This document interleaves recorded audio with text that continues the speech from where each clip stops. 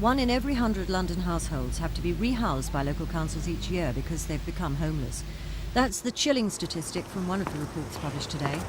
Meanwhile, the Association of London Authorities have put forward a 5-point plan to help solve the bed and breakfast crisis. They want to buy 1,500 new properties while prices are low.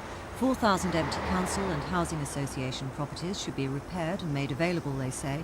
And they want an end to restrictions on private sector leasing.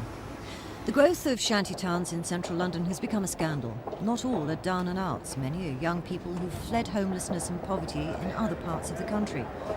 The reality of London comes as a shock to begin with. It becomes a way of life before long. There's an awful lot of empty council houses down here. And once upon a time I used to squat. I always had somewhere to stay. But now, the police, they come down and you're a bit heavy.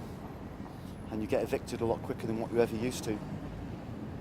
So now it seems a bit pointless breaking into squats, and if you get caught, I mean, you get a criminal record as well. Sometimes, you know, you get charged with burglary and stuff like that, and that's not the intention at all, but that's the way it turns out.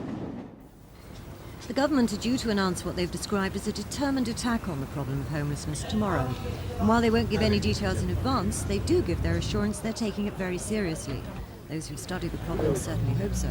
Our main concern is, though, that if any changes to the law or the regulations relating to statutory homelessness, that's homelessness mostly relating to people with families, happen, then we're not going to see single people sleeping up in the streets. We're going to see families, young children, who are going to be forced to be in the same position. Local authorities aren't allowed to help them. The government's initiative is awaited anxiously by the opposition. They don't want the rules to change at all if it means making life easier for local authorities rather than for homeless people.